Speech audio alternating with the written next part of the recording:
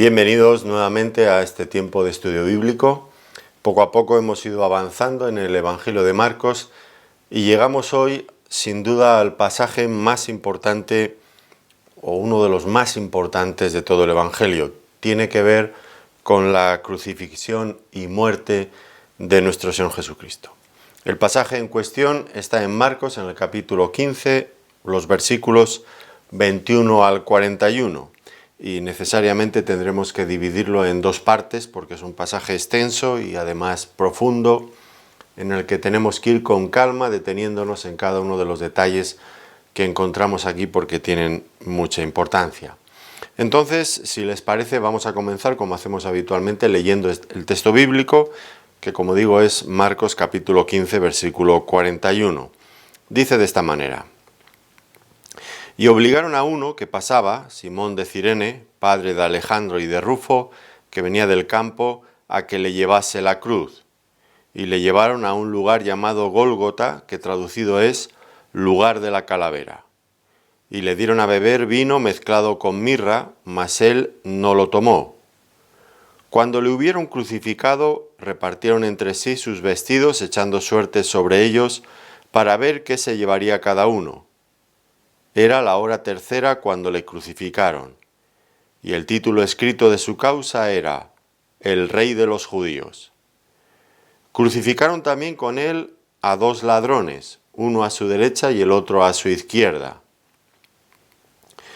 Y se cumplió la escritura que dice, y fue contado con los inicuos.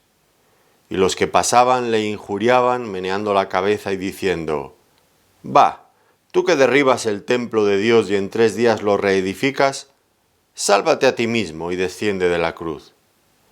De esta manera también los principales sacerdotes, escarneciendo, se decían unos a otros con los escribas, «A otro salvó, a sí mismo no se puede salvar. El Cristo, Rey de Israel, descienda ahora de la cruz para que veamos y creamos». También los que estaban crucificados con él le injuriaban. Cuando vino la hora sexta, hubo tinieblas sobre toda la tierra hasta la hora novena. Y a la hora novena Jesús clamó a gran voz diciendo, «Eloi, Eloi, lama sabactani», que traducido es, Dios mío, ¿por qué me has desamparado?» Y algunos de los que estaban allí decían al oírlo, «Mirad, llama a Elías». Y corrió uno y empapando una esponja en vinagre y poniéndola en una caña le dio a beber diciendo, «Dejad, veamos si viene Elías a bajarle». Mas Jesús, dando una gran voz, expiró. Entonces el velo del templo se rasgó en dos de arriba a abajo. Y el centurión que estaba frente a él, viendo que después de clamar había expirado así, dijo, «Verdaderamente este hombre era hijo de Dios». También había algunas mujeres mirando de lejos, entre las cuales estaban María Magdalena, María la madre de Jacobo el menor y de José y Salomé, quienes cuando él estaba en Galilea le seguían y le servían, y otras muchas que habían subido con él a Jerusalén. Bueno, como ven, un pasaje sin duda muy solemne en el que encontramos a nuestro Señor Jesucristo entregando su vida por nosotros. En cuanto al contexto, recordarán que todos los líderes del judaísmo, los principales sacerdotes, escribas, ancianos y las multitudes del pueblo pidieron a Pilato que crucificaran a Jesús, al mismo Hijo de Dios. Y pidieron a cambio que le soltase a Barrabás, un homicida, alguien envuelto en una rebelión, en un motín, en algo revolucionario, acusado de homicidio, como digo. Pidieron que soltaran a Barrabás en lugar de a Jesús y pidieron que a él lo mataran. Finalmente Pilato no tuvo otro remedio, otra solución, se vio abocado a condenar a Jesús por las amenazas, por la forma en que los líderes del judaísmo habían presentado la cuestión. Ahora lo que vamos a ver es que la sentencia de Pilato la sentencia condenatoria a muerte de Pilato sobre nuestro Señor Jesucristo se va a cumplir. Y esto es de lo que trata este pasaje, cómo se cumplió la crucifixión, la muerte del Señor. Lo que nos encontramos, como acaban de notar en la lectura, es un relato sobrio. Aquí no se detiene el autor a explicar la extrema crueldad de cada una de las cosas que estaban haciendo al Señor Jesucristo, en lo que consistía el método de la crucifixión, que era una barbaridad. No hay esta recreación morbosa en los detalles del sufrimiento, como a veces hemos visto. Bueno, lo cierto es que yo no la he visto, pero he leído y he oído hablar de la película de La Pasión de Mel Gibson, en cada detalle del sufrimiento, detenerse de esa forma a veces hasta tal vez un poco morbosa. La Escritura desde luego habla del sufrimiento de Cristo, esto está fuera de toda duda, y de los sufrimientos de la cruz, pero no desde esa perspectiva. Y no solamente de los sufrimientos físicos, porque vamos a ir viéndolo a través del pasaje, que había un componente espiritual que aún era infinitamente más doloroso que los propios sufrimientos físicos de nuestro Señor Jesucristo. De todo ello tendremos que tratar en estas sesiones. En todo caso, lo que notamos también es una reiteración del cumplimiento de distintas profecías del Antiguo Testamento. Hay alusiones constantes en este pasaje al Antiguo Testamento, porque lo que estamos viendo aquí, a pesar de ser una auténtica tragedia, pues todo ello estaba ocurriendo, como dijo el apóstol Pedro, conforme al determinado consejo y anticipado conocimiento de Dios. Esto lo encontramos en Hechos de los Apóstoles, capítulo 2 y versículo 23. Todo estaba ocurriendo conforme al plan de Dios. El plan de Dios que ya había sido anunciado con todo detalle en el Antiguo Testamento. Y ahora se estaba cumpliendo. Especialmente vamos a encontrar referencias a dos pasajes claves del Antiguo Testamento que tratan acerca de los sufrimientos de Cristo en la cruz. Uno de ellos es el Salmo 22 y el otro Isaías 53, que les animo a que los lean pausadamente, de forma reflexiva, con calma, pensando en cada uno de los detalles a la luz de la cruz. El Salmo 22 especialmente trata de los sufrimientos de Cristo en la cruz, vistos desde la perspectiva, desde dentro, desde el ángulo del mismo Señor Jesucristo, cómo Él estaba viendo todo lo que ocurría a su alrededor en aquellos momentos. Isaías 53 es una perspectiva diferente, son los sufrimientos de Cristo vistos desde la perspectiva de un espectador externo, alguien que está mirando. En todo caso, es una visión complementaria que nos adentra en esa escena de la cruz tremenda, sin lugar a dudas.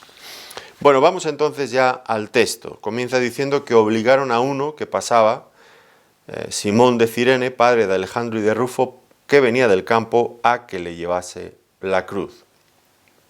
Bueno, el Señor iba a ser trasladado desde Jerusalén, donde había sido juzgado, iba a ser llevado hasta el Gólgota, un monte cercano al lado de la ciudad de Jerusalén, donde finalmente había de ser ejecutado. Hasta llegar allí tendría que pasar necesariamente por las calles de Jerusalén, y esto era una costumbre que los romanos tenían, llevar a los reos a través de las calles principales de la ciudad de Jerusalén con la intención de que todo el mundo lo viera. ¿Por qué? Porque era un tiempo donde constantemente había revueltas en Israel y era una forma de disuadir a las personas. Pensároslo bien si estáis tramando una rebelión, un levantamiento, porque fijaros dónde vais a acabar, lo que va a pasar.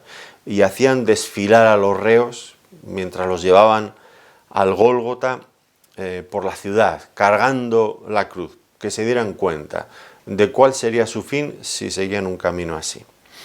Y nos dice el pasaje que obligaron a un hombre que se llamaba Simón de Cirene a llevar la cruz. Esto pues nos hace pensar necesariamente en la debilidad física de nuestro Señor Jesucristo. Lo más probable es que en este momento, cuando estaba cargando con la cruz, que en realidad no sería la cruz entera, sino la parte transversal, la parte vertical estaba ya en el lugar donde iba a ser crucificado, pero ese tronco que atravesaba sería el que tenía que llevar, y probablemente pues el Señor no estaba pudiendo llevar ese madero, y automáticamente requirieron los servicios de este Simón de Cirene, que pues según la ley romana de ocupación cualquier romano podía requerir que cualquier persona de Israel llevara la carga 1 milla. Esto es a lo que el Señor Jesucristo hizo referencia en el Sermón del Monte. Si tu enemigo te pide llevar la carga 1 milla, ves con él 2. Porque era una ley romana, bueno, pues una ley de ocupación, porque demostraban con ello que ellos eran los que mandaban. Cualquier ciudadano, tú, lleva esto, y tendría la obligación legal de llevarla. Aquí encontraron a este Simón de Cirene. La debilidad del Señor, no pudiendo llevar la cruz. Y no nos extraña. Al fin y al cabo, si hacemos un rápido recorrido de lo que había ocurrido con el Señor en las últimas horas, nos damos cuenta de que no había tenido la más mínima oportunidad de descansar, sino todo lo contrario, había sido un trajín, una presión enorme, constantemente, cada minuto. Recuerdan que todo empezó, el punto de partida desde el que el evangelista nos está llevando, es desde la cena pascual, el Señor reunido con sus discípulos en aquella noche. El día también habría tenido sus actividades, pero en la noche se reúne con los discípulos a tomar la cena. Después de cenar, el Señor prosiguió durante un buen rato enseñando a sus discípulos. Eso se prolongó tanto en la propia estancia, en el aposento alto, como luego más tarde, cuando iban de camino por las calles de Jerusalén y llegaron hasta el huerto de los olivos. Allí el Señor, en el Getsemaní, después de haber estado todavía enseñando, se retiró un poco más apartado para orar al Padre. Y allí entró en un periodo intenso de oración, que su sudor era como grandes gotas de sangre que caían a tierra, nos dice el evangelista. Estuvo orando intensamente. Los discípulos se quedaron dormidos, pero él no descansó.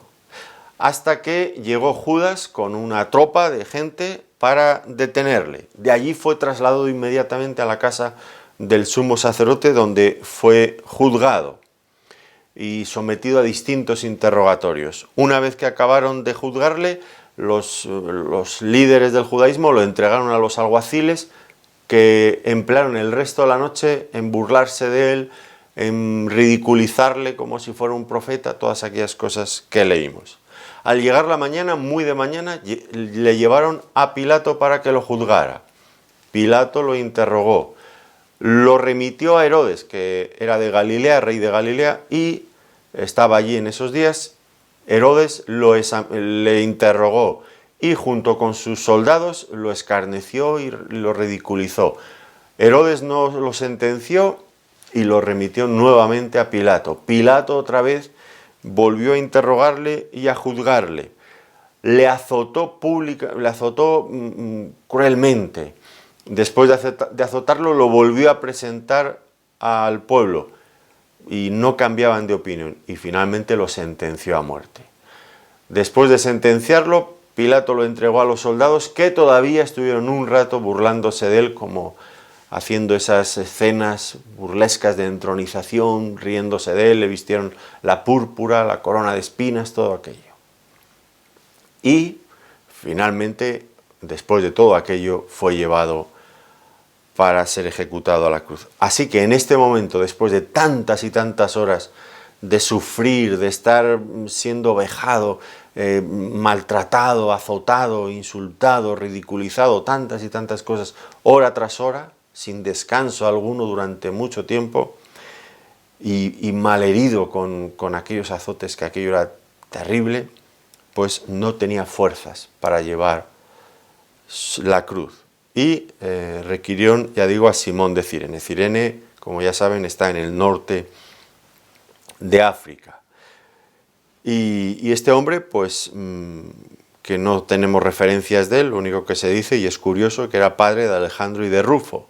Esto es extraño porque normalmente en la Biblia siempre se menciona a los padres, nunca a los hijos. Es un caso casi excepcional, como si debía de ser conocido por los hijos que tenía. Algunos han sugerido que, puesto que Marcos estaba escribiendo su evangelio a la iglesia en Roma, y allí en las salutaciones de Pablo cuando escribió a los romanos había un tal Rufo, pues algunos han argumentado que pudiera ser el padre de ese Rufo, al que conocían. Bueno, es solamente una hipótesis que, bueno, puede tener cierto interés, pero no hay ninguna evidencia que confirme que eso sea cierto. Bueno, en todo caso, a Simón de Cirene le obligaron a cargar la cruz. ¿Y cuáles serían los pensamientos de este hombre mientras cargaba la cruz? Pues me imagino que en primer lugar estaba enfadado, porque el hecho de que un romano le obligara de forma abusiva, claro está, a llevar la cruz de otro, que le obligaron a llevar la carga de otro, pues no le gustaba.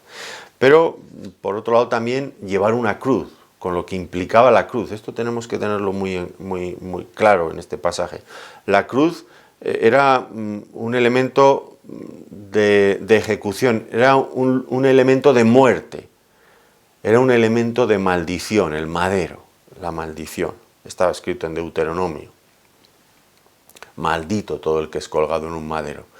Y eso era un símbolo de maldición. Y pues me imagino que también Simón pues sentiría cierta vergüenza, que no, la gente que me ve, que no piense que es mi cruz, que yo he hecho algo malo y que me van a crucificar a mí. Bueno, pues nos imaginamos que no era de su agrado, pero en todo caso, esto que ocurrió con Simón de Cirene ha llegado a ser una ilustración perfecta de lo que significa para nosotros llevar la cruz de Cristo. Sí, es un elemento de vergüenza, es un elemento de vergüenza, es un elemento de maldición. Nos pueden confundir, pero no nos confunden, porque en realidad somos nosotros los que merecíamos haber llevado aquella cruz. Y ahora nos identificamos con Cristo y con la cruz de Cristo. Es interesante. Cristo, Simón de Cirene, la cruz. Nosotros somos llamados a lo mismo. Ya digo, una buena ilustración. Y entonces dice el texto que le llevaron a un lugar llamado Gólgota. Gólgota es una palabra aramea que significa calavera. Quizás por la forma que tenía aquel monte, alguna cavidad, quisiera pensar que aquello parecía una calavera. Si hoy usted viaja a Jerusalén, pues depende de si usted dice que es católico o es protestante, pues le llevarán a la iglesia del Santo Sepulcro o le llevarán a una colina llamada el Calvario de Gordon. Bueno, pues el turismo se mueve en Jerusalén, es una fuente de ingresos importante, lo promocionan distintas religiones. Lo cierto es que hoy por hoy es imposible saber exactamente dónde estaba el monte Gólgota, porque la morfología del lugar ha cambiado tanto en 2000 años y tampoco hay bases históricas para poder decir, pues estaba exactamente en este lugar.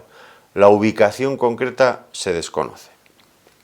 Pero el Señor fue crucificado allí. Bueno, pero aparte de estos elementos que tienen más bien que ver con el turismo de hoy día, que yo no estoy en contra de estas cosas, pero bueno, ya les advierto que les van a enseñar cosas y les van a decir, depende de qué parte del cristianismo sea usted, pues le van a llevar a un sitio o al otro para que usted esté contento, pero que en realidad los sitios exactos hoy por hoy en la mayoría de los casos se desconocen. Pero bueno, siempre es interesante conocer aquellos lugares, desde luego que sí. Ahora, aparte de esto, como digo, pues hay aquí un detalle fundamental. Y este detalle lo captó rápidamente el autor a los Hebreos. Dijo que el autor a los Hebreos se fijó en el hecho de que el Señor Jesucristo fue ejecutado, fue muerto fuera de la ciudad. Fuera de la ciudad. Y esto lo recoge en Hebreos capítulo 13, versículos 11 y 12. Vamos a leerlo porque hay aquí una enseñanza importante que nos va introduciendo ya en el propósito final de todo lo que estaba ocurriendo. Dice Hebreos 13, 11, porque los cuerpos de aquellos animales cuya sangre a causa del pecado es introducida en el santuario por el sumo sacerdote, son quemados fuera del campamento. Por lo cual también Jesús, para santificar al pueblo mediante su propia sangre, padeció fuera de la puerta. ¿Qué quiere decir esto? Bueno, si ustedes observan en Levítico, en el libro de Levítico, en el capítulo 4, en los versículos 13 al 21 es donde estaba el sacrificio por el pecado. No era el único sacrificio que había en Levítico, había muchos tipos de sacrificios. El holocausto, las ofrendas vegetales, los sacrificios de paz, los sacrificios por el pecado, los sacrificios por la culpa, sacrificios de consagración, sacrificios, pues en el caso de que alguien quisiera hacer votos porque era nazareo. Bueno, había multitud de sacrificios diferentes. Pero este sacrificio por el pecado, todos los sacrificios que tuvieran que ver algo con el pecado, tenían este elemento en común. Que el animal no era quemado allí en el altar del holocausto dentro del tabernáculo, sino que el animal tendría que ser llevado por el sacerdote fuera del campamento y ser quemado allí, fuera. Era algo distintivo del sacrificio por el pecado, que no era común con los otros sacrificios. Y el autor a los Hebreos dice, es que el sacrificio de Cristo también, puesto que era un sacrificio por el pecado, tenía que tener lugar fuera de la puerta.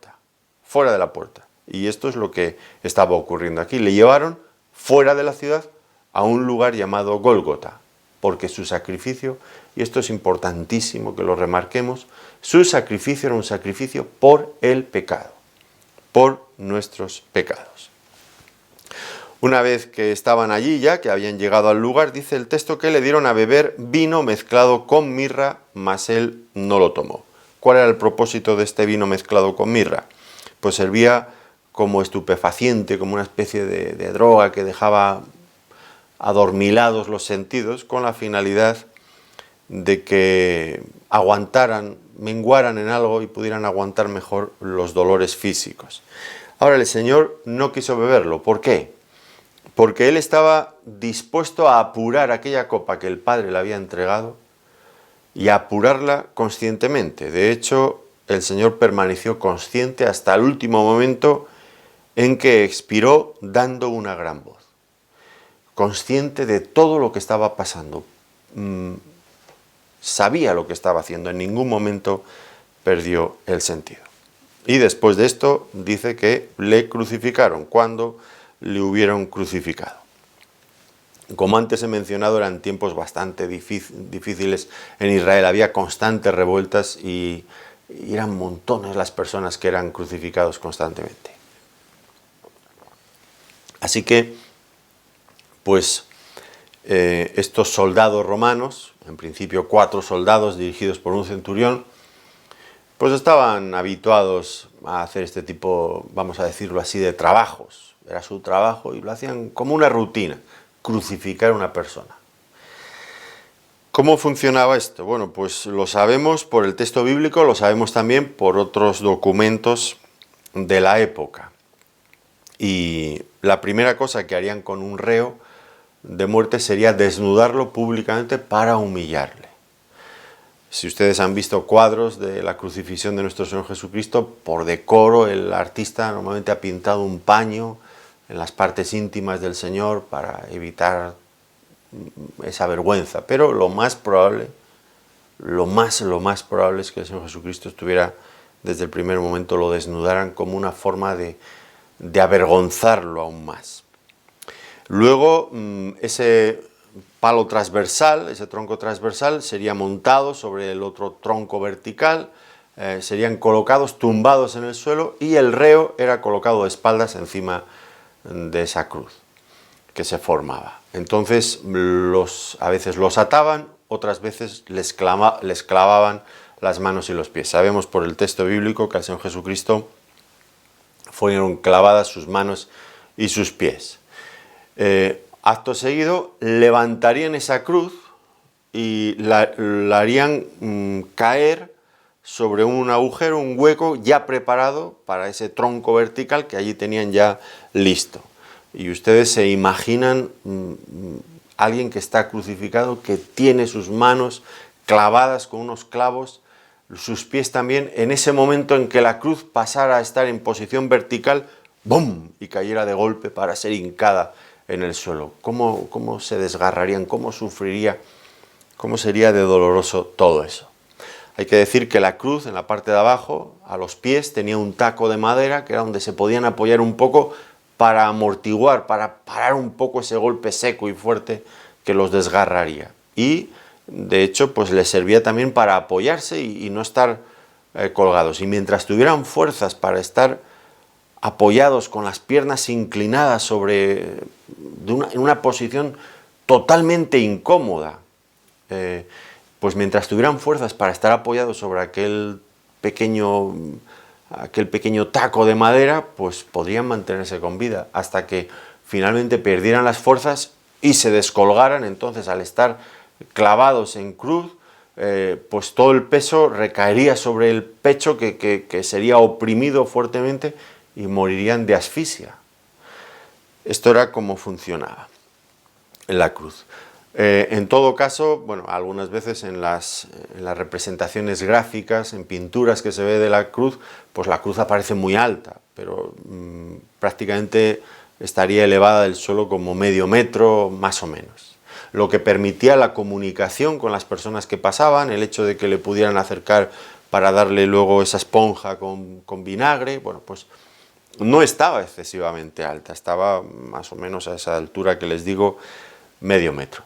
Ahora, el sufrimiento en la cruz era intensísimo, por mil razones, por los clavos, el dolor, más luego el Señor que había sido azotado previamente. Ustedes imaginan las espaldas en carne viva, apoyados sobre ese madero, que sí, las representaciones, los crucifijos que hoy se venden y que vemos en todos los sitios es madera cepillada, alisada, muy bonita, pero aquel tronco era un tronco vasto. Y eso en contacto con una piel, con la carne destrozada, hecha jirones, después de haber sido azotado, ustedes se lo pueden imaginar. El agotamiento, el calor, la fiebre o el frío, si había frío. Bueno. Y en el caso de nuestro Señor Jesucristo, el escarnio público, la ridiculización, todo aquello que le decía a las personas con tanta maldad, el hambre, la sed.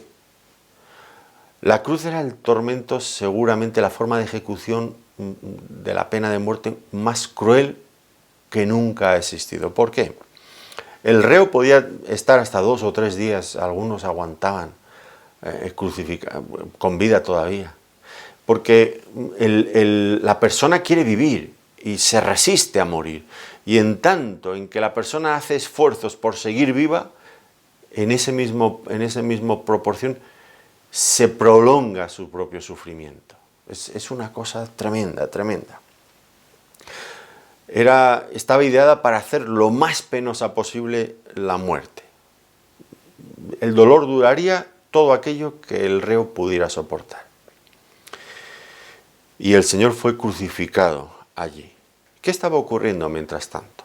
Una vez que el Señor fue crucificado y estaba allí, ¿qué ocurría? Dice que los soldados que estaban alrededor, pues repartieron entre sí sus vestidos. Ya hemos dicho que fue desnudado y parece que la norma en aquel tiempo es que los soldados encargados de la ejecución tenían el derecho de que o ya el reo no le iba a hacer falta la ropa y ellos se quedaban con sus pertenencias.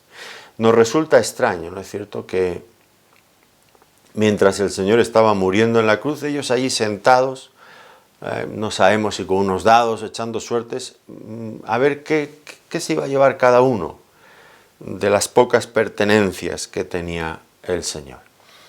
Al lado de la cruz, donde estaba ocurriendo el hecho más importante que ha tenido lugar en la historia de la humanidad, con las repercusiones más grandes, y ellos indiferentes, al lado, sentados, jugando, echando suertes, mirando a ver qué se iba a llevar cada uno, indiferentes. Sería imposible, ha habido intentos, pero sería imposible representar esto, entiendo, en un cuadro. La importancia de lo que estaba ocurriendo, la indiferencia de otros.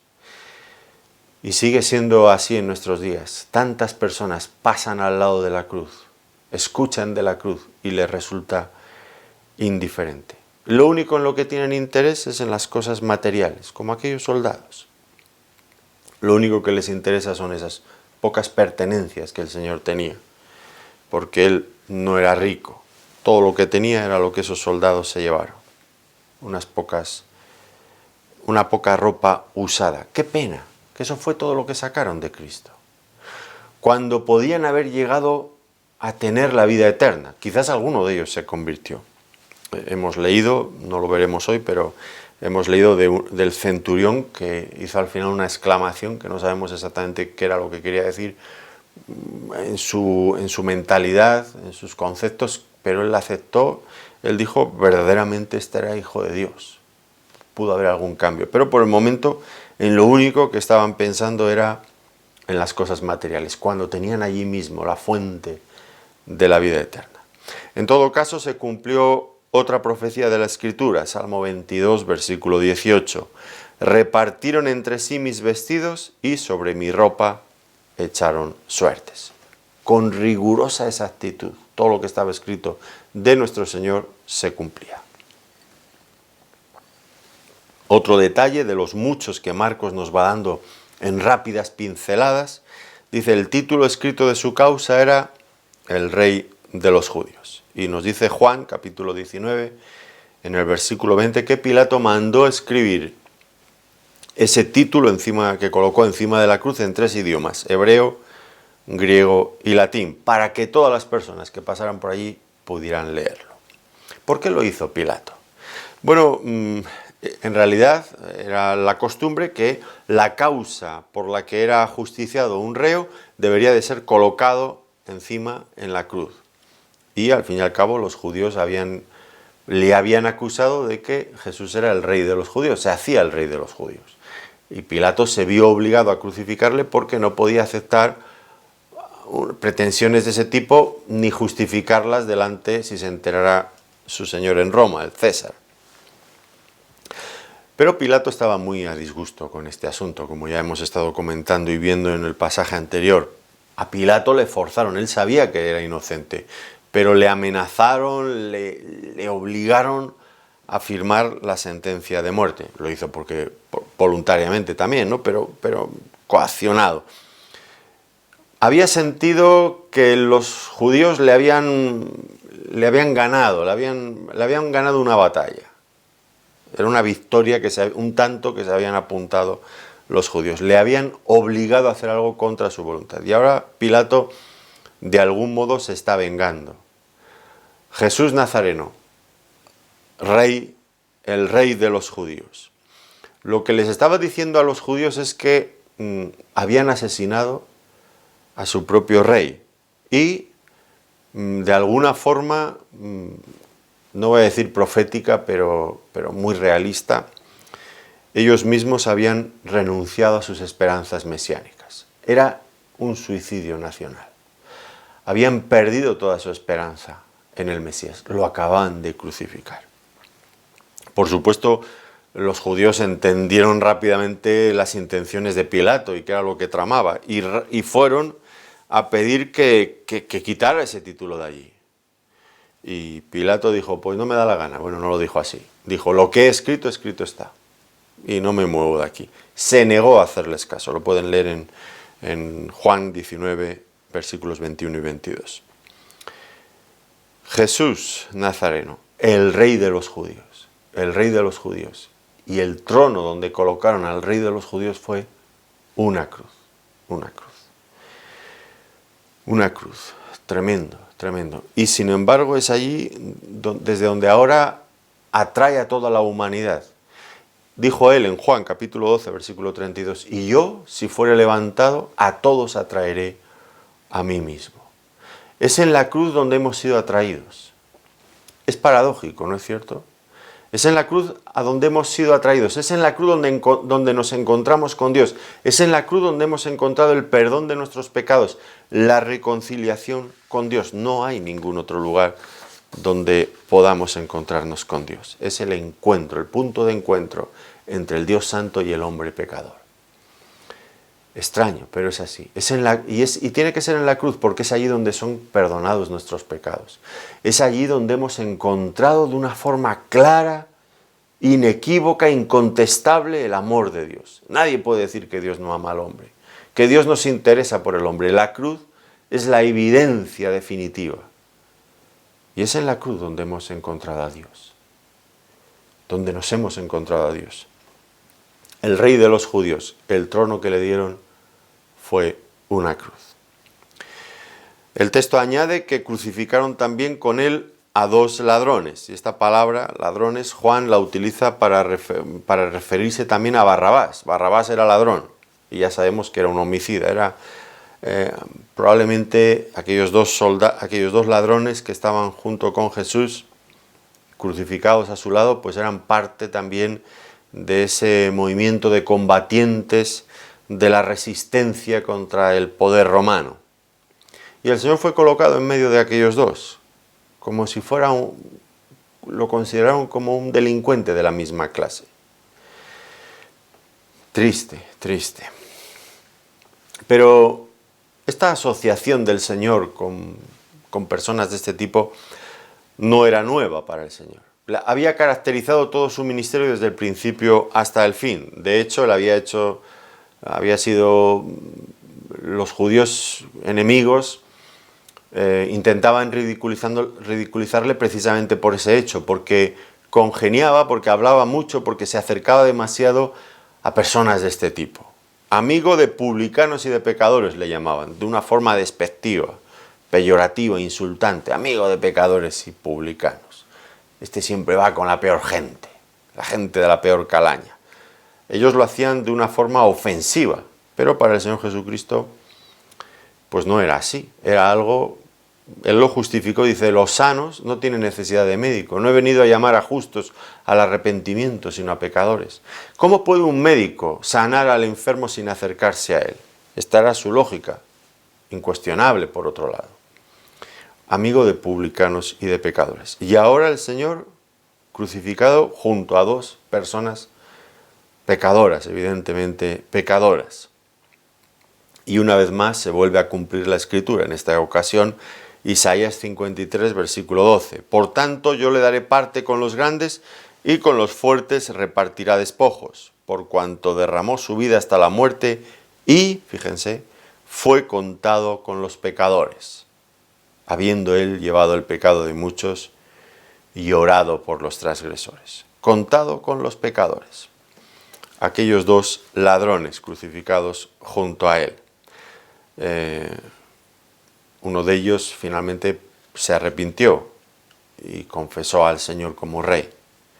Algunos hablan del ladrón bueno, pero los 2 eran malos, no nos equivoquemos. Eran 2 ladrones, 2 personas malas, y el Señor colocado entre ellos. Marcos, en esta serie de detalles rápidos que nos da, dice que los que pasaban le injuriaban de diferentes maneras, lo vamos a ver ahora, le injuriaban. Y es curioso que después de todas las injusticias que habían hecho contra nuestro Señor, de todo el dolor que ya le habían infligido, que todavía no se sintieran satisfechos, que todavía tuvieran más sed de sangre, más sed de hacerle daño. No estaban satisfechos. Así que una vez que lograron arrancar de Pilato la sentencia a muerte, todavía se desplazaron hasta el lugar donde el Señor estaba siendo crucificado para injuriarle, para añadir mayor dolor. Los que le injuriaban, Marcos distingue 3 grupos diferentes. En primer lugar, los que pasaban, que podrían ser fácilmente las multitudes, los que pasaban. El lugar estaba cerca y había mucha gente que se había desplazado para verle.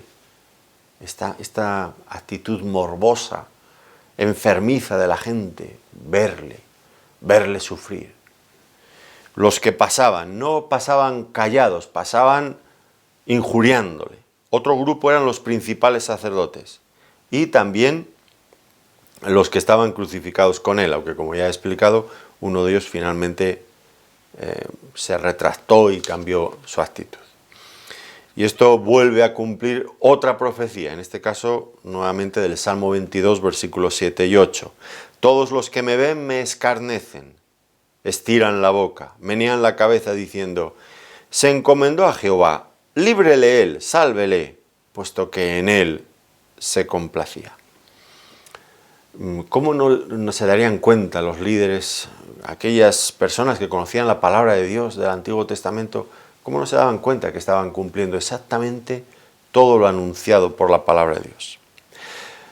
En lugar de eso, pues estos dirigentes judíos miraban con profunda satisfacción este espectáculo. Estaban contentos. Habían logrado lo que pretendían. ¿Y qué pretendían? Pues lo que pretendían era desautorizar completamente a Jesús. Como Mesías, como todo, lo querían desautorizar completamente. Y lo habían conseguido porque, como he mencionado hace un rato, al principio, ¿qué decía la Escritura? Maldito todo aquel que es colgado en un madero. Esto lo dice Deuteronomio capítulo 21, versículo 23, y Pablo recoge el mismo hecho aplicándolo a Jesús en Gálatas capítulo 3 y versículo 13. Maldito todo aquel que es colgado en un madero. Viendo a Jesús crucificado, colgado en aquel madero, desde luego quedaba bajo la maldición de Dios y ellos estaban satisfechos. Había quedado totalmente desacreditado, pensaban ellos. Es incomprensible en todo caso que alguien llegue a burlarse, a alegrarse tanto del sufrimiento de otra persona. Tan religiosos y tan malvados, con un odio arraigado en sus corazones que a nosotros, que somos hombres pecadores también, hasta nos asusta. Hasta dónde podemos llegar los hombres, en nuestro odio contra Dios y contra el prójimo. Es tremendo. Y le injuriaban, dando a entender, pues todo esto te está ocurriendo porque Dios no te ama, estás solo, Dios te ha abandonado. Las cosas que le decían, las vamos a ver, tremendas, pero esa era la clave, el asunto central. Dios no te ama, te ha abandonado. Tú tanto que decías que eras y que hacías las cosas en el nombre de Dios, que Dios te había enviado, mira cómo estás solo. Era su momento y lo aprovecharon, el momento de las tinieblas, del príncipe de este mundo, que usaba a aquellos débiles hombres, malos hombres, para añadir mayor sufrimiento al Señor Jesucristo. Veamos entonces cuáles eran estas injurias. Le dicen, tú que derribas el templo de Dios y en 3 días lo reedificas. Bueno, esto ya había sido una acusación, recuerdan los falsos testigos buscando un argumento coherente para entregar a Jesús. No lo encontraban. Y ellos, otra vez, tergiversan las palabras del Señor Jesucristo. Él no había dicho que iba a derribar el templo de Dios. Lo que había dicho es que destruid este templo y yo lo levantaré en 3 días, refiriéndose al templo de su propio cuerpo. Y estos que le ridiculizaban ahora estaban exactamente cumpliendo lo que el Señor les había dicho. Destruid este templo, y ellos lo estaban destruyendo en este momento. Y por supuesto que también la segunda parte de lo que el Señor anunció se iba a cumplir. Y en 3 días lo levantaré. Y el Señor en 3 días, no antes, en 3 días, resucitaría nuevamente. Y luego también otros decían, sálvate a ti mismo y desciende de la cruz. Este desafío a descender de la cruz. Fíjense bien, este desafío a descender de la cruz. Esta tentación no era nueva para el Señor. Satanás, cuando le había tentado en el monte, recuerdan al principio de su ministerio, la tentación consistía en lo mismo. No tienes que ir a la cruz, no tienes que atravesar ese trago amargo, doloroso de la cruz. Recuerdan, ¿no? El diablo le llevó a un monte muy alto y le mostró todos los reinos del mundo y la gloria de ellos. Y le dijo, todo esto te daré si postrado me adorares. No es necesario que tengas que pasar por la cruz. Yo te lo daré, solamente me tienes que adorar a mí. Solamente tienes que cambiar tu devoción, tu lealtad, en lugar de a Dios, dámela a mí. Y yo te daré todo esto, no tienes que pasar por la cruz. La cruz, evitar la cruz, una tentación sutil. Pero el Señor Jesucristo no descendió de la cruz. Y ellos no entendieron que lo que le sujetaba a la cruz no era su impotencia, no era que Él no pudiera descender de la cruz. Ellos le provocaban y le ridiculizaban, tú no puedes ni siquiera librarte de la cruz. Pero ellos no entendían que lo que realmente sujetaba al Señor Jesucristo a la cruz no era su debilidad y su impotencia, todo lo contrario, era su amor, su devoción, su obediencia al Padre, su amor por nosotros los pecadores. ¿Qué habría pasado si el Señor Jesucristo hubiera descendido de aquella cruz? Pues que ninguno de nosotros podría salvarse, porque Él estaba allí para salvarnos. Y demostró su poder, y esto es lo paradójico, no descendiendo de la cruz, sino permaneciendo en la cruz. Es de la cruz de donde surge todo el poder, del hecho de que Cristo murió en la cruz, de ahí surge todo el poder salvífico, que abarca a todas las personas que quieran creer en Él. Hay poder abundante de salvación en la cruz para todos los hombres de este mundo que quieran creer en Él. Claro que sí. La cruz no es un signo de debilidad, como ellos entendieron. Es un signo de poder. Cristo manifestó su poder quedándose en la cruz. Y por lo tanto, de la cruz surge ese poder a raudales para salvar a las personas. Y en relación a esto, pues seguían injuriándole. A otro salvo, a sí mismo no se puede salvar. Fíjense en las implicaciones de esto. A otro salvo. Estaban reconociendo que había salvado a otros. ¿Se dan cuenta? Los propios enemigos de Cristo en este momento reconocen que sí que había salvado a otros. Reconocen la autenticidad, el beneficio que los milagros de Jesús habían traído a otras personas, que les había aportado salvación, y sin embargo, a pesar de todas las evidencias que tenían, ellos le rechazaron y no quisieron creer en Él. A otro salvo, a sí mismo no se puede salvar. Esto, pensaban ellos, le incapacitaba completamente como Mesías. ¿Cómo podría salvar a otros si no se podía salvar a sí mismo? Pero ellos solamente estaban interpretando ese hecho desde una perspectiva, desde un punto de vista puramente político.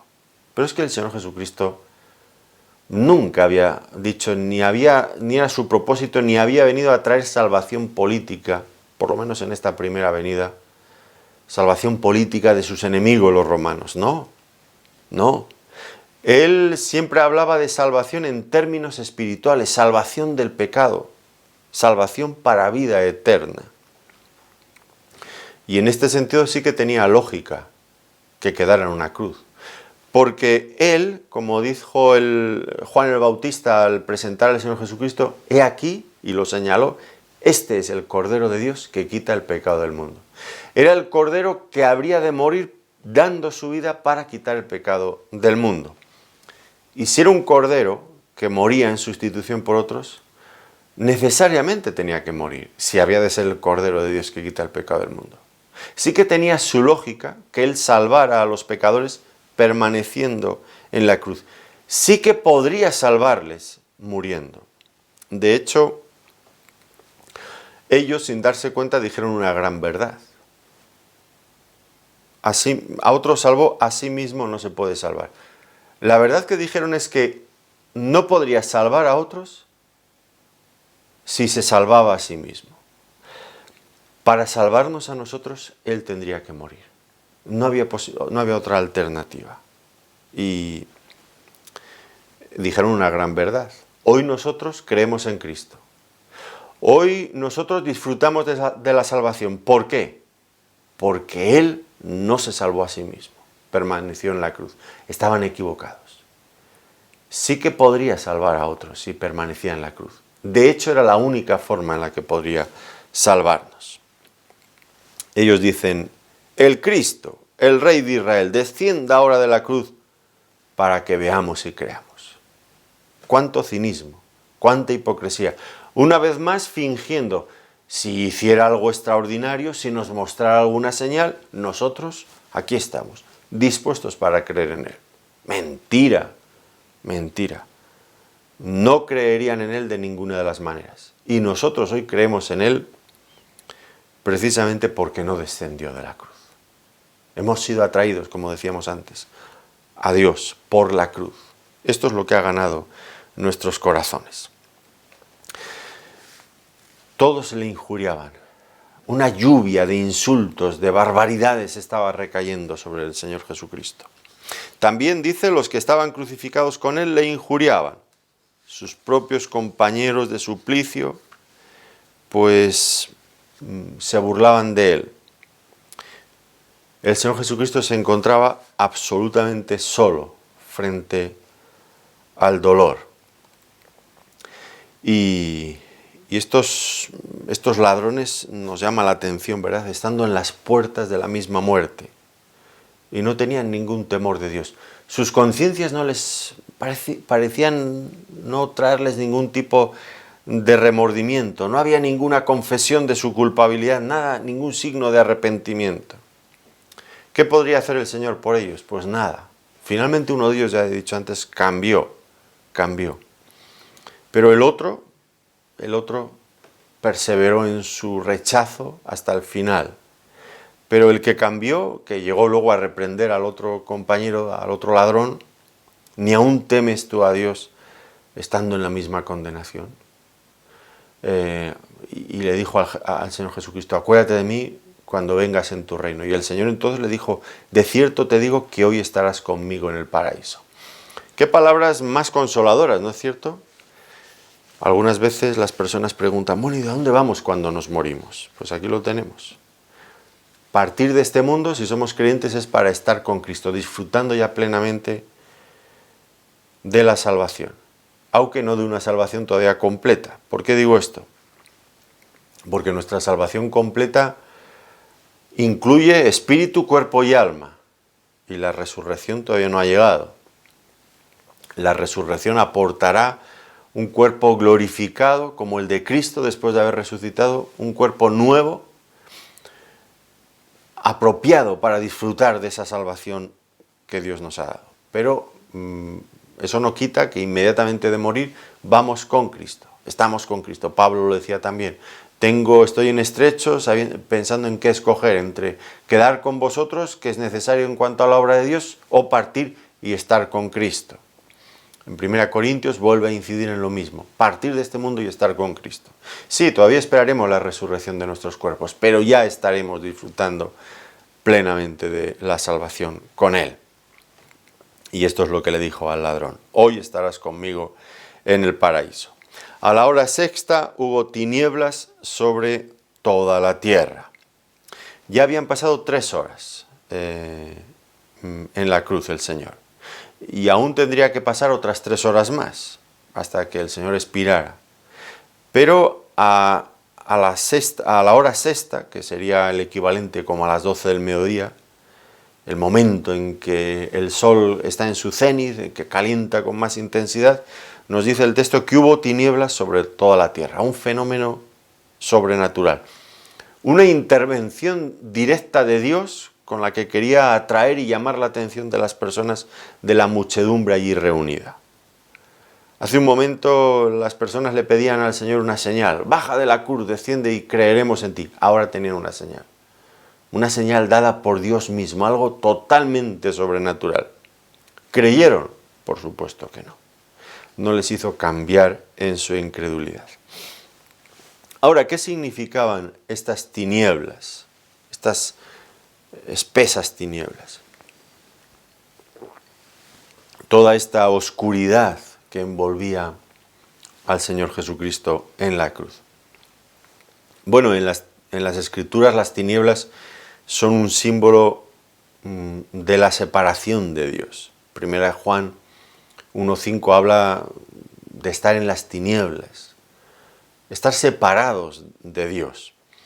El Señor se refirió al infierno como las tinieblas de afuera, el lugar de exclusión donde las personas no tienen ningún contacto con Dios. Es el infierno.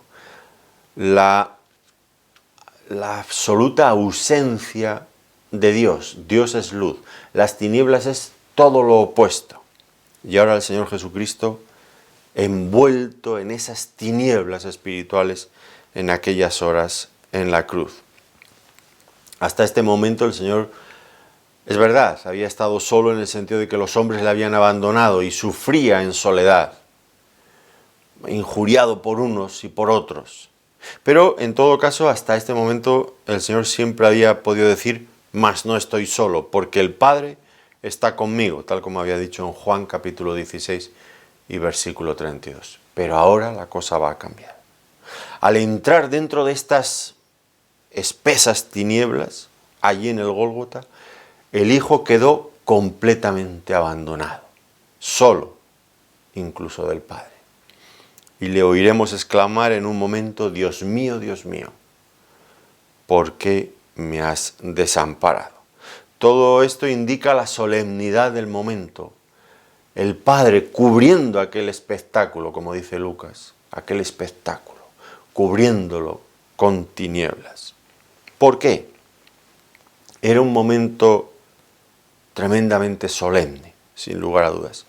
Dios estaba juzgando el pecado de la humanidad y estaba cargando toda la culpabilidad de ese pecado sobre su propio Hijo, en la cruz. 2 Corintios 5:21 dice: al que no conoció pecado, por nosotros lo hizo pecado, para que nosotros fuésemos hechos justicia de Dios en él. Al que no conoció pecado, por nosotros lo hizo pecado. En esos momentos en la cruz, Cristo estaba cargando con nuestra culpabilidad para que fuéramos justificados. No es que lo hizo pecador, no, sino que lo hizo, la idea sería, lo hizo ofrenda, como Cordero de Dios, lo hizo ofrenda por el pecado. Dios cargó en él la culpabilidad de nuestros pecados. Ahora Dios estaba exponiendo a su propio Hijo a la ira, a su propia ira por el pecado. Y de alguna forma para nosotros incomprensible. Estamos ya entrando y pisando terreno que no podemos explicar, que es sobrecogedor. De alguna forma el Hijo recibe, sufre la ira de la justicia de Dios en aquellas horas en las que estaba en la cruz. Aquella enemistad del hombre con Dios, causada por el pecado, como dice el profeta Isaías: vuestras iniquidades han hecho división entre vosotros y vuestro Dios, y vuestros pecados han hecho ocultar de vosotros su rostro para no oír. Esa separación de Dios por causa de nuestro pecado, ahora Él la asume, Cristo la asume sobre sí mismo en la cruz. Y queda solo, separado del Padre. Dios mío, ¿por qué me has desamparado? El Padre está cargando sobre él el pecado, la culpabilidad, la justicia, la pena por el pecado. Él está asumiéndolo. Cuando miramos esas tinieblas, cuando miramos al Señor Jesucristo en la cruz, cuando intentamos aproximarnos un poco a su dolor, entonces, solamente entonces es cuando nos damos cuenta de la extrema gravedad que tiene el pecado delante de Dios. Nosotros tal vez miramos el pecado de una forma superficial, a veces ya ni le damos importancia, pero desde la perspectiva de Dios, cuando vemos la cruz, cuando vemos a dónde han llevado nuestros pecados al mismo Hijo de Dios, aquella agonía terrible, entonces empezamos a percibir que nuestros pecados son graves. Entonces empezamos a darnos cuenta de que somos malos. A veces decimos que somos buenos, que no somos malos. Cuando miramos la cruz, nos damos cuenta de que Dios ve las cosas desde otra perspectiva. El pecado es grave. Nuestros pecados son muy graves. ¡Qué escena tan dramática! Hasta el propio universo se viste de luto ante aquel espectáculo, ante aquella escena. Terrible, terrible. Todo esto, tenemos que dejar nuestro estudio aquí. Todo esto nos está adentrando a aquellos momentos decisivos de la cruz, donde la justicia de Dios estaba siendo saldada, de tal manera que el pecador ahora tiene la opción de ser salvado porque alguien ha pagado por él. Miramos hacia la cruz con reverencia, pero miramos también hacia la cruz con gratitud por todo lo que Dios estuvo dispuesto a hacer por nosotros. En la cruz es donde conocemos cómo es Dios de verdad. No ese Dios desfigurado que el diablo nos ha querido hacer creer, un Dios no interesado por nosotros, un Dios que no nos ama, un Dios indiferente a nuestros problemas. No, no. En la cruz vemos al auténtico Dios, plenamente involucrado en nuestros problemas, en nuestra salvación, en nuestra tragedia, asumiendo sobre sí mismo el precio de nuestra salvación. Con la ayuda del Señor seguiremos intentando adentrarnos en estos pasajes tan solemnes, tan importantes para nosotros. Y según lo vayamos haciendo, todo esto debe de despertar en nosotros un profundo sentido, no solo de gratitud, sino también de admiración, de adoración a Dios, por lo que Él es, por lo que Él ha estado dispuesto a hacer por cada uno de nosotros. Pues hasta nuestra siguiente ocasión en que nos podamos reunir para continuar con este estudio, que el Señor les bendiga muy ricamente. Gracias por acompañarnos una vez más.